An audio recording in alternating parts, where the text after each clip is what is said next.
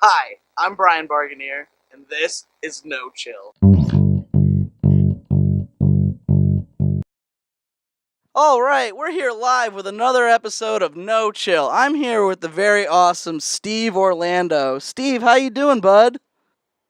I'm doing fucking great, man. This is fantastic. Thank you so much for being on the show, dude. I really wanted to ask you, what's your ideal sandwich?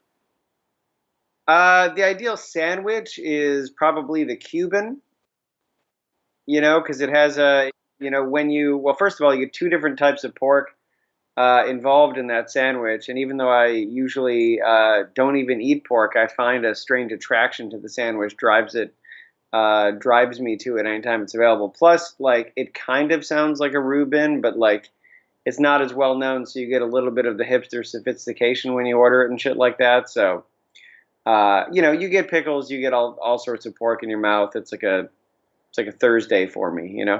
Yeah, I think the Cubans are just naturally like very sexy, like have that sexy appeal to them.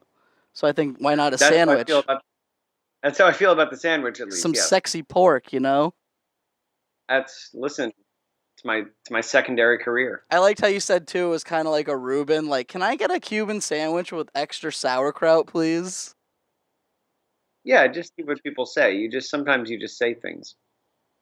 So you've written for a lot of comics. I was googling you. I know you do the Midnighter, and then you were writing stuff for Batman and Justice League and stuff. I wanted to ask you, what superhero do you think would be the best salsa dancer? Well, the joke answer that is kind of not a joke is Vibe, who was a member of the Justice League back in the 70s and 80s, and he was kind of an unfortunately stereotypical character in that he was Latino, so of course he had like dancing related powers where he could create vibrations and things when he moved. But I feel like canonically, due to that, he would probably be the best dancer. That said, Voodoo is also a stripper, formerly, and half shape shifting alien. So there's a strong case to be made for Voodoo from the Wildcats as well. That's great stuff, man. I think it'd probably be me. So Yeah. you write about people that fight crime. What's your favorite crime? Beside the obvious sodomy, like, uh, that's tough. I mean, sodomy slash buggery has to be like high up there. Um, I don't know. I don't know what else. Because that just sort of like takes up the first couple areas on the food table, the nutritional table there. Um, I suppose I like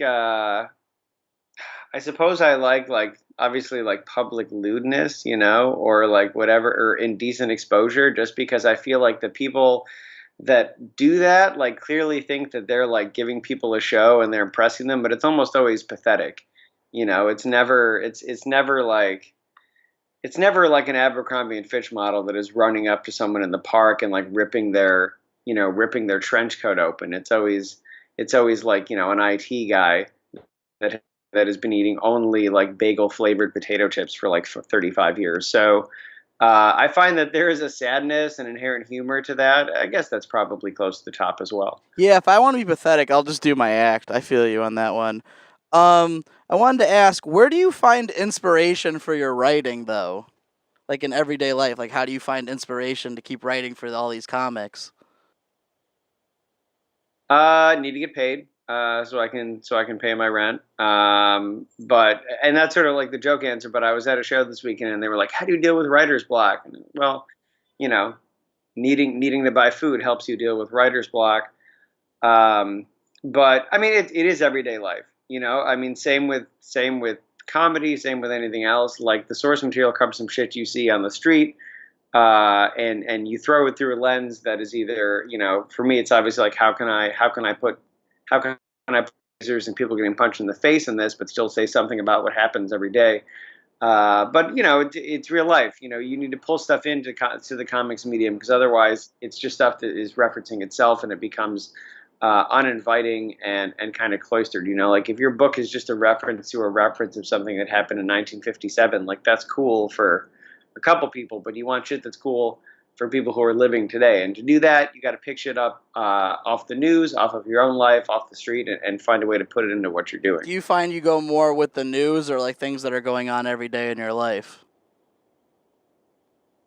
I mean, it depends. The emotional beats are almost always based off someone who's real, because that one-to-one experience is where you get it from. But like science news, political news, any type of things like that, yeah, like at least like some of the higher concepts will do come from the news, right? Because I don't have a neighbor that knows about particle physics in the suburbs of Albany. But sometimes you got to know about that stuff, and you got to keep up with that stuff so you can be the first person referencing it. Comics has a quick turnaround, relatively. For fiction, we can get stuff on the shelf in like 3 weeks. So, I personally like to try to be the first person if there's something new and awesome to try to work it into a book. That's great, man. How do you feel about butt worms? I was unaware of them. Perhaps you could elaborate, but if they're like heartworms, I feel like I could just take one of those little like veal tablets and I would be They're fine. just like worms that are in your butt, you know? Uh, Let's move on. Well, I mean, if they don't really serve a purpose, like if they don't really serve a purpose, I guess I kind of like feel like they're getting free rent. I guess is my answer. But if there was some benefit, then that changes I everything. mean, having worms in your butt is all the benefit I think I really need, but I don't know. Are you my dad by any chance? I was pretty precocious as a 3-year-old, so anything's possible. That'd be a funny Are you superhero. are you circumcised? Like that makes a big difference. It's like half. Like it's like wearing like a pop collar, like it just left the Jersey Shore. It's like a Darth Vader helmet. Yeah, The front is it's like open. Dracula, like his collar. I understand. I hope I hope you mean like Frank Langella's Dracula, but I guess it could I be mean, it's just anyone. looking for blood. Do you have any cool upcoming projects you want to plug or anything? Yeah, the coolest thing that I'm doing, it's going to be out probably early next year, is a crossover between the Justice League and Doom Patrol, which is written by Gerard Way. Oh, it's awesome. And like it's going to be, I mean, it's a big event with the DC Universe crossing over with his imprint, which is called Young Animal. But at the same time, like Gerard and I are both very strange people in similar ways, so it is going to be like I think have some of the best feel of like old early '90s Vertigo with like incredible meaning, but it's also weird. Like a lot about the event is about about dairy and milk and how strange milk is. Superman becomes an evil milkman. It's gonna be like one of the stranger things I've done, but that feels really good. Like I mean, we're splashing milk all over the classic DC event beats that you get and all those things. So it's going to be bizarre, and it's going to have the Justice League. It's going to have Doom Patrol. It's going to have fetishes that I didn't know about until Urban Dictionary, and it's going to be really fucking strange in the best way.